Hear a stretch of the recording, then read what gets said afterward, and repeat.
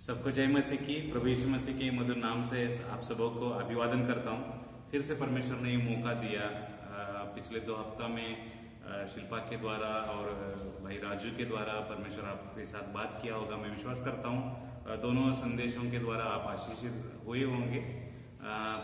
मैं विश्वास करता हूँ जरूर इस महामारी के दिनों में जो जो बातों को हम देख रहे हैं या सुन रहे हैं, उसके वजह से बहुत से लोग विश्वास में अपने आप को कमजोर पाते होंगे। मैं विश्वास करता हूँ आप सब लोग उनके लिए प्रार्थना करते रहेंगे। खासतौर से जो माइग्रेंट्स लौट रहे हैं उनके लिए भी प्रार्थना करते रहेंगे, और जो माइग्रेंट्स अभी लौटे हैं उनके बारे में भी परमेश्वर आने वाले दिनों में कुछ न कुछ करने के लिए रास्ता को खोले, इसके लिए भी आप लगातार प्रार्थना कीजिए करके मैं आपको विनती करना चाहता हूँ। और खासतौर से फिर से मैं आपको उत्तेजन करना चाहता हूँ, जो हम 24 आवर्स जो प्रार्थना हम चला रहे हैं, फिर से उसमें और रिवाइवल या और जागृति आने की आवश्यकता है। तो जरूर और हमारी महिला लोग जो है वो भी एक दिन 8 में वो प्रार्थना लगातार जारी रख रहे हैं। और आने वाले दिनों में मैं चाहता हूं कि हम जेंट्स लोग भी ऐसे ही प्रार्थना को चलाएंगे, कम से कम हफ्ता में 2 बार। तो इसके लिए भी मैं आपसे सहयोग चाहता हूं। जरूर मैं इसके बारे में आपसे संपर्क करूंगा। लेकिन जैसे फिर से इस वीडियो के जरिए आपको मिलने का मौका मिल रहा है, परमेश्वर करे आपके साथ इन वचनों के द्वारा बर्ताव करे। आइए हम प्रार्थना करेंगे।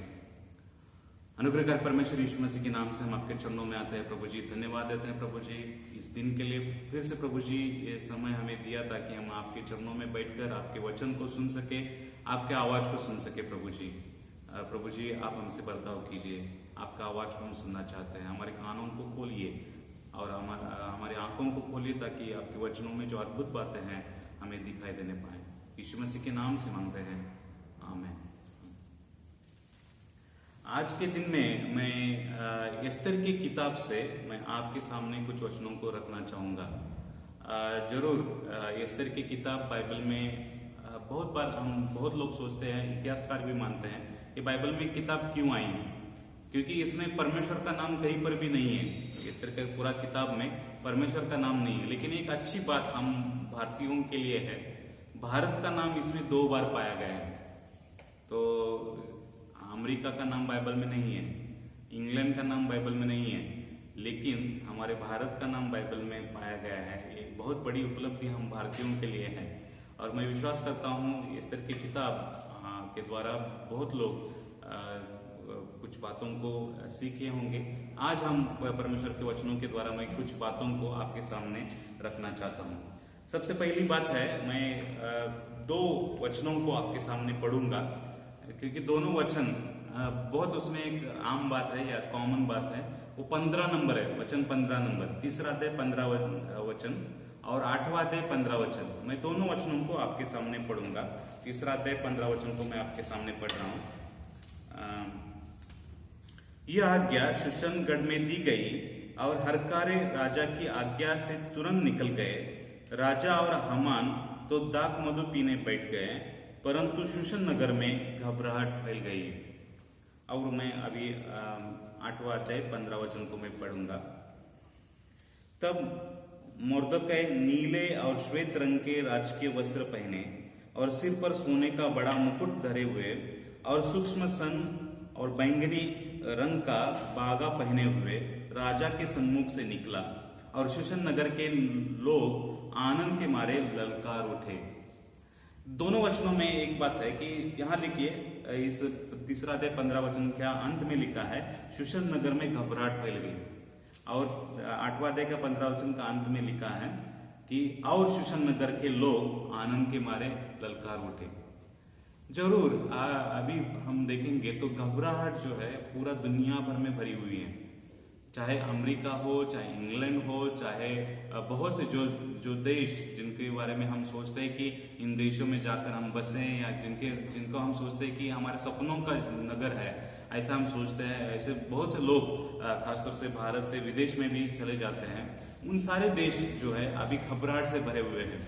चाहे वो कितना भी बड़ा महासत्ता क्यों ना हो, चाहे अमीर हो चाहे गरीब हो। और भारत में तो अभी परिस्थिति इतनी नाजुक हो गई है, बहुत से लोग घबराहट से भरे हुए हैं। और बहुत से लोग अंदाजा भी कर रहे हैं कि इस लॉकडाउन के बाद सबसे बड़ी समस्या आएगी, लोग मनोरुग्ण बनेंगे, मानसिक रोगी बनेंगे, क्योंकि काम नहीं रहेगा, पैसा नहीं रहेगा और मानसिक रीति से वो बीमारी बढ़ेगी करके बहुत लोग अंदाजा भी लगा रहे हैं। तो मैं समझता हूँ ये घबराहट, ये नगर जो है घबराहट से भर गया।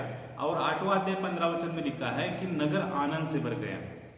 ऐसी कौन सी बात इसके बीच में, मतलब 3रा अध्याय और 8वां अध्याय के बीच में ऐसी कौन सी बात हुई जिसके वजह से जो नगर घबराहट से भरा हुआ था वो आनंद के साथ भर गया? उसकी ओर ध्यान देंगे तो परमेश्वर हमें कुछ बातों को सिखाना चाहता है जो हम भी इस लॉकडाउन के समय में सीखें, ऐसा परमेश्वर की इच्छा है। और मैं विश्वास करता हूं परमेश्वर जरूर इस घटना के द्वारा आपको कुछ बातों को सिखाएगा, ताकि हम जो घबराहट से भरे हैं कैसे आनंद से भरे। जरूर इसके विषय में मैं आनंद के बारे में कहा कि कैसे हम मुसीबत के दिनों में, कैसे हम ट्रबल के समय में हम आनंद को हमारे बरकरार रखें। तो जरूर हम एस्तर की किताब में से मैं कुछ बातों को आपके सामने रखूंगा। सबसे बड़ी बात यहाँ मैं उसके बैकग्राउंड को मैं बताता हूँ। आपको मालूम है हमान करके एक व्यक्ति वहां है, राजा का जो सेवक है, और वो यहूदियों का बहुत द्वेष करता है। वो खासतौर से मोर्देखाई जो है वो उसके सामने झुकता नहीं है, क्योंकि यहूदियों को ऐसी आज्ञा दी गई है परमेश्वर के वचन के द्वारा कि परमेश्वर के अलावा किसी के सामने झुकना नहीं है। तो जरूर मोर्देखाई परमेश्वर के वचन को पालन कर रहा था, लेकिन हमान जब भी गुजरता था मोर्देखाई के सामने से, मोर्देखाई सर झुकाता नहीं था। इससे वो चिढ़ जाता था और वो चाहता था कि इन यहूदियों के लिए कुछ, यहूदियों के विरोध में कुछ ना कुछ करें। और यही बात 3रा अध्याय का 15 वचन से पहली बात है कि राजा के द्वारा राजा से मिलकर उसने एक फरमान निकलवाया और यहूदियों को, सारी यहूदियों को एक साथ मरवाने की योजना उसने बनवाई। और वो जब बनवाई, वो योजना जब यहूदियों को एक साथ सारे यहूदियों को मार डालने की योजना जब बनवाई, उसके बाद वहां लिखा है कि शूशर नगर में घबराहट फैल गई। तो अभी हम देखेंगे कि उसके बाद क्या हुआ। उसके बाद हम देख रहे हैं कि यहूदी लोग जो है वो रोने लगे, आक्रंदन करने लगे, जोर जोर से रोने लगे। 4था अध्याय का शुरुआत में ही देखिए क्या लिखा है। मैं शुरुआत के कुछ वचनों को मैं पढ़ना चाहूंगा। जब मोर्देखाई ने जान लिया कि क्या क्या किया गया, तब मोर्देखाई वस्त्र फाड़, टाट पहन, राख डालकर नगर के मध्य जाकर ऊंचे और दुख भरे शब्द से चिल्लाने लगा। और वह राजभवन के फाटक के सामने पहुंचा। तब टाट पहने हुए राजभवन के फाटक के भीतर तो किसी को जाने की आज्ञा न थी। मतलब यहाँ लिखा है कि सारे लोग, मतलब यहाँ क्या करने लगे कि रोना लगा, जोर से दुख भरे शब्द से चिल्लाने लगा करके लिखा है। और इतना ही नहीं, वहां लिखा है कि 3रा वचन में लिखा है, वरन बहुत तेरे टाट पहने और राख डाले हुए पड़े रहे। मतलब बहुत लोग जिन्होंने ये बात को सुना कि अभी हमें जान को खो बैठना पड़ा, वो सारे लोग चिल्लाकर रोने लगे और वो टाट पहनकर और राख डाले हुए पड़े रहे करके वचन में लिखा है। और ये बात एस्तर के पास भी पहुंची। ये जो न्यूज है, ये खबर है, एस्तर के पास भी पहुंची। तो एस्तर ने जरूर मोर्देखाई के साथ संभाषण करना शुरू किया। और एस्तर ने मोर्देखाई के साथ जब संभाषण शुरू किया तो वहां लिखा है कि मोर्देखाई ने कहा कि तुम राजा के सामने क्या करो, जाओ और राजा के कुछ ना कुछ तुम करो। तो एस्तर ने फिर से उसको दूसरा मैसेज भेजा कि अगर राजा के पास मैं चली गई तो मैं जान को खो बैठ सकती हूँ, क्योंकि कोई भी राजा बिना बुलाए राजा के पास नहीं जा, अगर राजा नहीं बुलाएगा तो कोई भी राजा के सामने नहीं जा सकता, यहाँ तक कि रानी भी नहीं जा सकती। और वो खुद कहती है कि 30 दिन तक मुझे भी राजा ने नहीं बुलाया है, और वो कह रही है कि मैं कैसे जाऊंगी। तो मोर्देखाई उसके विरोध में फिर से एक मैसेज को भेजता है, फिर एक संदेश को भेजता है और कहता है कि इजराइल को या यहूदियों को उद्धार कैसे भी होगा, परमेश्वर कैसे भी उद्धार कर लेगा। तुम ये मत सोचो कि तुम राजमहल में बच जाओगी, परमेश्वर कैसे भी उद्धार करेगा। और वो उसको कहता है कि न जाने इसी बात को हासिल करने के लिए, इसी बात को टालने के लिए परमेश्वर ने तुझे रानी के रूप में वहां रखा है। जरूर परमेश्वर नाम नहीं लिया उसने, लेकिन वो कहता है कि न जाने इसीलिए तुझे वहां रानी बन के भेजा गया है। तो उसके बाद वो एस्तर जो मैसेज भेजी थी, वो मैसेज को या वो संदेश को मैं पढ़ने जा रहा हूँ। क्या संदेश भेजा था एस्तर ने मर्दकै के लिए? देखिए 14 वचन को, 14 वचन से आगे मैं कुछ वचनों को पढ़ूंगा, वही 14 अध्याय 14 वचन से आगे। यहाँ क्या लिखा है देखिए, क्योंकि जो तू इस समय चुपचाप रहे तो और किसी न किसी उपाय से यहूदियों का छुटकारा और उद्धार हो जाएगा, परंतु तू अपने पिता के घराने समेत नष्ट होगी। क्या जाने तुझे ऐसे ही कठिन समय के लिए राजपद मिल गया हो। तब एस्तर ने मर्दोकै के पास यह कहला भेजा, तू जाकर शूशन के सब यहूदियों को इकट्ठा कर, तुम सब मिलकर मेरे निमित्त उपवास करो। तीन दिन रात न तो कुछ खाओ और न कुछ पियो। मैं भी अपनी सहेलियों समेत उसी रात उसी रीति से उपवास करूंगी, और ऐसी दशा में नियम के विरुद्ध राजा के पास भीतर जाऊंगी, और यदि नष्ट हो गई तो हो गई। तब मर्दकै चला गया और एस्तर की आज्ञा के अनुसार ही उसने किया। यहाँ एक बात घटी है, तीसरा अध्याय के बाद एक घटना घटी है। वो एस्तर आप मरने के लिए भी, मृत्यु के लिए भी सामना करने के लिए तैयार हो गई जब मर्दकै ने उसको आह्वान किया, और वो कहने लगी कि लेकिन उसके विषय में कंडीशन था 3 दिन उपवास और प्रार्थना करना। तो ये लोग जो है, सारे यहूदी लोग उपवास के साथ प्रार्थना किए, और एस्तर भी प्रार्थना की। आगे के वचन में अगर पढ़ेंगे तो जरूर ये 3 दिन 3 रात सारे यहूदी जो शूशन नगर में पाए जाते थे, उन्होंने सारे लोगों ने उपवास किया। यहाँ तक कि एस्तर रानी ने भी उपवास किया। और उसके बाद की घटना को हम जानते हैं कि एस्तर रानी फिर राजा के सामने चली गई, और राजा कहा कि आधा राज्य मांग। राजा खुश होकर कहने लगा, वो प्रार्थना के चलते, जो उपवास और प्रार्थना उसके लिए की गई, उसके चलते राजा का मन उसके ऊपर आ गया, और राजा कहने लगा आधा राज तक मैं तुम्हें दे दूंगा, तुम मुझसे मांगो। तो कहने लगी नहीं, मैं आपके लिए भोजन बनाना चाहती हूँ। तो दूसरी बार भी भोजन करने के समय में वही बात हुई। राजा फिर से कहने लगा कि आधा राज तक मैं तुम्हें दे सकता हूँ। फिर एस्तर रानी कहने लगी नहीं, आप खाने के लिए आइए, और हमान को भी साथ में लेके आइए। और हमान को तो वो अच्छा लगा कि अभी ये मेरा सम्मान कर रहे हैं। और इसके बाद हम देख रहे हैं कि हामान मर्दकै के खिलाफ एक योजना बनाता है कि मर्दकै को वो खंबे के ऊपर 50 फीट खंबे के ऊपर वो सूली पर चढ़ाएगा करके वचन में लिखा है। हामान ने ये तैयारी की कि मर्दकै के खिलाफ, क्योंकि मर्दकै के खिलाफ वो गुस्सा हुआ था, और वो अपने आप को तो सोच रहा है कि राजा के साथ मैं रानी के पास खाने के लिए जा रहा हूँ, और अपनी बड़ाई भी कर रहा है। और ये दूसरी ओर वो मर्दकै के खिलाफ कुछ योजना को भी बनाया।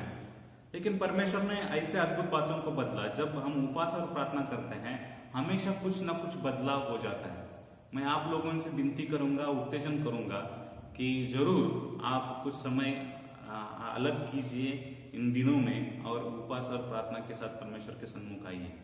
अगर वाकई में हम हमारे दुख को आनंद में परिवर्तित करना चाहते हैं, तो यहाँ हम एस्तर की किताब में से घटना को सीख सकते हैं। वो आनंद में, जो दुख भरी घबराहट से भरा शहर था, वो आनंद से भरने का कारण उसके बीच में उपवास और प्रार्थना जो यहूदियों ने की और एस्तर रानी ने की। उसके बदले में क्या हुआ, आपको अगर बाद में जरूर घर में जाकर ये 5 अध्याय 6 अध्याय और 7 अध्याय को जरूर पढ़िए। उसमें ये घटना को मैं संक्षिप्त रूप में मैं आपको बताऊंगा। वो घटना यही है कि जब ये बातें हुई और परमेश्वर ने राजा को एक सपना दिलाया, और उस सपने में परमेश्वर ने कहा, सपने में मर्दकै के विषय में, मर्दकै ने, क्योंकि इससे पहले मर्दकै ने राजा की एक समय में जान बचाई थी, और पर सपने में उसको याद दिलाया गया कि मैंने मर्दकै का सम्मान नहीं किया। और फिर वो हामान को ही कहता है कि एक व्यक्ति का अगर सम्मान करना हो तो कैसे करना है, मुझे तो कुछ बता सकते हो क्या? तो हामान सोचा कि शायद राजा मेरा ही सम्मान करना चाहता है, और वो कहता है कि ऐसे ऐसे करो, बहुत सारी सूचनाओं को देता है। लेकिन वो नहीं जानता था कि ये सम्मान मर्दकै के लिए हुआ है। और सारी बातें बदल गई, और राजा मर्दकै का सम्मान करता है। यहाँ तक कि मर्दकै के हाथ में, जैसे यूसुफ के हाथ में पूरा राज्य को दिया, वैसे ही मर्दकै के हाथ में राजा ने पूरा राज्य को सौंपा करके वचन में लिखा है। और जब मर्दकै के हाथ में ये जिम्मेवारी दी गई थी, वचन में लिखा है शूशन नगर में आनंद हुआ। मैं ये घटना को इस दृष्टिकोण से आपके सामने रख रहा हूँ। उपवास और प्रार्थना हमारे जीवन में एक परिवर्तन को लाएगी। जरूर हम अभी घबराहट की भरे स्थिति में पाए जाते हैं, और अगर हम चाहते हैं कि हमारा जीवन आनंद से भरे, जैसे कि मैंने कहा परमेश्वर की उपस्थिति में हमें आनंद की भरपूरी रहती है। जरूर हमें अगर घबराहट से आनंद की ओर आना है तो बीच में जो हुआ है वो घटना को हमारे जीवन में होते हुए हम देखना चाहते हैं, और वो है कि उपवास और प्रार्थना और पश्चाताप। लोग राख ओढ़कर और टाट पहनकर वो पश्चाताप किए, रोए और उपवास और प्रार्थना किए, उसके बदले में शूशन नगर में आनंद भर गया करके वचन में लिखा है। मैं विश्वास करता हूँ कि यही बात मैं आपको उत्तेजन करना चाहता हूँ, आपके जीवन में भी ये बात आने पाए। और मैं विश्वास करता हूँ, जरूर मैं आज ज़्यादा समय नहीं बोलना चाहता हूँ, लेकिन ये घटना के द्वारा मैं आपके सामने रखना चाहता हूँ। अगर वाकई में हम चाहते हैं कि हमारा घबराहट भरा जीवन आनंद में परिवर्तन हो, तो एस्तेर और यहूदियों ने जो प्रार्थना की थी, परमेश्वर चाहता है कि हम भी ऐसे ही प्रार्थना करें। हमारे लिए नहीं, हम औरों के लिए। परमेश्वर कैसे भी लोगों का उद्धार करेगा, लेकिन भारत की स्थिति के लिए या विश्व की स्थिति के लिए, दुनिया भर में जो घटनाएं घटी है उस स्थिति के लिए, हाल ही में हमने न्यूज में भी पढ़ा, सारे लोग न्यूज पढ़ते होंगे, टिड्डियों का पीड़ा हमारे देश के ऊपर भी आई करके हमने देखा। जगह जगह में टिड्डियों का झुंड को झुंड आते हुए हमने देखा। तो ये सारी घटनाएं हमें जरूर यीशु मसीह का द्वितीय आगमन के बारे में अगुवाई कर रही है या हमें बता रही है। हम इसके लिए तैयार भी होना है, लेकिन साथ में ही हम हमारे दुख को, अगर घबराहट की स्थिति को हम आनंद में परिवर्तित करना है, तो हमें ये समय मिला है। जरूर लॉकडाउन और शिथिल होने जा रहा है और आज़ादी हमें मिलने जा रही है, लेकिन अभी बहुत से लोग जो प्राइवेट जॉब कर रहे थे या प्राइवेट काम कर रहे थे, उनके जॉब बहुत अभी खतरे में है और आशा नहीं है कि आगे क्या होगा। लेकिन हाँ, घबराहट भरी, मतलब हमारे अपने काम को लेकर, अपने रोजी रोटी को लेकर बहुत से लोग घबराहट में हैं। और आनंद की बात, हम इस समय में आनंद की बात उनको कहेंगे तो लोग हमें मूर्ख कहेंगे, लेकिन हो सकता है अगर एस्तेर की किताब में ये बात हुई है, क्योंकि उनके सामने मृत्यु था, मृत्यु का फरमान भी दिया गया था, सारे लोग मृत्यु होने वाला था। लेकिन जब 3 दिन और 3 रात उपवास की गई, उनका जीवन परिवर्तित हो गया। परमेश्वर करे आपके साथ यही बातें करे इस वचनों के द्वारा, और हम भी अपने आप को इस स्थिति में लाएं, उपवास और प्रार्थना करें और हमारे जीवन को जो घबराहट से भरा है आनंद में परिवर्तित करें। जरूर घर में जाकर, घर में आप जैसे हैं, इन वचनों को जरूर पढ़िए और फिर से इन घटना को, मतलब 3:15 में लिखा है शूशन नगर में घबराहट फैल गई, और 8:15 में लिखा है आनंद, शूशन नगर आनंद से भर गया, झूम उठा। लोग यहाँ लिखा है कि 8:15 में लिखा है कि शूशन नगर के लोग आनंद के मारे ललकार उठे। तो जरूर ऐसा भी समय आएगा कि हम आनंद के साथ ललकार उठेंगे, और मैं आशा करता हूं कि जरूर ये समय जब आएगा तो मैं भी ये अनुभव करूंगा, आप और हम सारे लोग अनुभव करेंगे। लेकिन उसके पहले जो कंडीशन है वो हमें पूरी करनी पड़ेगी, वो है हम परमेश्वर के सामने अपने आप को नम्र करना है, परमेश्वर के सामने अपने आप को उपवास और प्रार्थना में लाना है, तो जरूर वो हमारी परिस्थिति को बदल देगा। आइए हम प्रार्थना करेंगे। अनुग्रहकारी परमेश्वर यीशु मसीह के नाम से हम आपके चरणों में आते हैं। फिर से प्रभु जी धन्यवाद देते तेरे वचनों के लिए, इस तरह की किताब में से जो तूने हमसे बातें की प्रभु जी हमारे जीवन में लागू करने पाए। और जैसे हम घबराहट से, बहुत से लोग घबराहट से भरे हुए हैं, अगर आनंद में हम परिवर्तन करना चाहते हैं तो इस तरह की किताब में से जो रहस्य की बातें हम सीखे हैं प्रभु जी हमारे जीवन में लागू करने पाए। सारे लोग जो ये देख रहे हैं, सुन रहे हैं, सारे लोगों को हम प्रार्थना करते हैं प्रभु जी आप अगुवाई कीजिए यीशु मसीह के मीठे नाम से प्रभु जी। उनके लिए, सारे लोगों के लिए प्रार्थना करते हैं जो इस मुसीबत के दिनों में जो लौटे हैं, माइग्रेंट्स लौटे हैं अपने अपने गाँव, जरूर अभी उनके विषय में, भविष्य के बारे में एक चिंता लगी रहेगी, क्या रहेगा, एक अपराध भरा जीवन रहेगा कमाई को लेकर, खाने को लेकर, रोजी रोटी को लेकर प्रभु जी। लेकिन तो वही बातों को आनंद में परिवर्तन कर सकता है, और उसी लिए उपवास और प्रार्थना के साथ हम अपने आप को नम्र करने पाए, हम अपने आप को दीन करने पाए आपके सामने, और आपके सामने हम चिल्ला के प्रार्थना करने पाए प्रभु जी। सारे लोगों को ये सामर्थ दीजिए, सारे लोगों को बचाइए करके हम प्रार्थना करते हैं प्रभु जी, दया कीजिए। सारा आदर और महिमा आप ही को देते हुए प्रार्थना यीशु मसीह के नाम से मांगते हैं, आमीन आमीन। सबको जय मसीह की। फिर से मैं आपको उत्तेजन करना चाहूंगा, इस लॉकडाउन के समय लगातार प्रार्थना कीजिएगा। खासतौर से माइग्रेंट लोग जब अभी लौट रहे हैं, वो बहुत से अलग अलग काम करते रहेंगे शहरों में, लेकिन वैसे उनके जैसे काम अभी उपलब्ध नहीं रहेगा। और इस लॉकडाउन के बाद मुझे नहीं लगता है कि वो तुरंत शहरों में लौटेंगे। मुझे नहीं लगता है दिसंबर तक, ये 2020 में वो लौटने की संभावना कमी है। इसीलिए अभी गवर्नमेंट भी इसके लिए कदम उठा रहा है कि अलग अलग तरीके का बिजनेस को खड़ा करें। मैं विश्वास करता हूँ इसके लिए प्रार्थना कीजिए। हम कलीसिया मिलकर भी इसके विषय में कुछ ना कुछ करना पड़ेगा, कुछ ना कुछ करना हमारे लिए आवश्यक है। मैं आपको उत्तेजन करूंगा, इसके लिए लगातार प्रार्थना कीजिएगा। सबको जय मसीह।